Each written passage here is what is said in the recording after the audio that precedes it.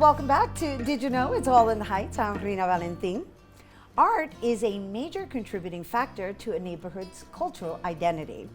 In 2006, the Northern Manhattan Arts Alliance began with its mission to cultivate, support, and promote the works of artists and arts organizations in Northern Manhattan.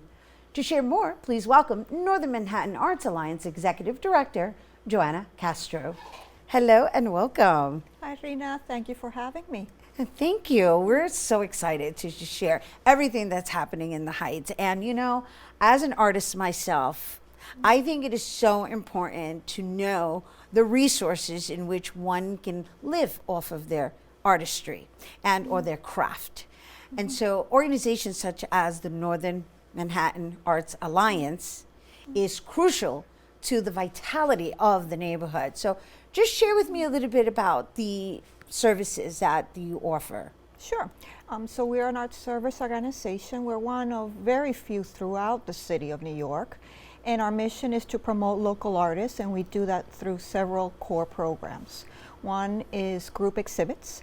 I'm excited to say that next year, next March, will be the 10th annual Women in the Heights exhibit, celebrating women and coinciding with Women's History Month. Love that. Yes, Woo-hoo! as you might know, next year is the 100th the 100th centenary of women's suffrage.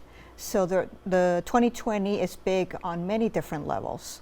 It's also going to be the 18th annual Uptown Art Stroll, which is our month-long festival. Last year and this year, to give you an idea, we had over 300 events in 1 month, which is kind of crazy and kind of insane. And all of these are local artists and arts organizations. Yes, just the thought of it, 300 events in 1 month. Correct. How do you manage that? I don't know. I think my clone replaces me during this month. Amazing. I have a great team. And so basically it's an umbrella festival. The idea is for artists and small arts organizations to create programming, and then this is what becomes the festival, and we promote it as a whole. Within the festival, we produce the opening, the closing, open studios. We've done live music in the park, art making in the park. This past June, celebrating Stonewall, and our brothers and sisters in Harlem had the Harlem Pride celebrating its 10th anniversary. So we did a panel program on the history of the LGBT community uptown. And we also did the Hop, which was a spoken word program in 2 local restaurants uptown. So in essence, it's all genres of the arts, right? Yes. It's not just visual arts, it's performance art. And so how does one become part of the roster? One of the easy ways is by following us on social media. We're on Facebook, Twitter, and Instagram, and also getting our newsletter. We send out a bilingual, bi-weekly newsletter with events about NoMA, events around town, and opportunities. So I have it as my mission and the mission of NoMA to make sure that artists and artists of all disciplines know of all the opportunities, whether it's residencies, grants, any type of opportunities that we have uptown. I neglected to mention that the other component, the other program that we have at NoMA is what is called technical assistance. And we offer workshops throughout the year, whether it's social media, grant writing, budgeting, and we also produce a symposium, a day-long symposium, talking about different issues that affect the community.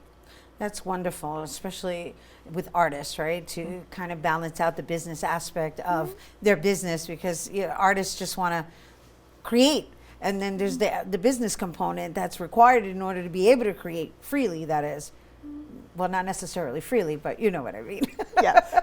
And so, so you're basically like a hub for the artists. Now, what about the community as a whole? Do you service the community from the events that you're mentioning? Is it something that you put out to the community to participate as audience members or beyond?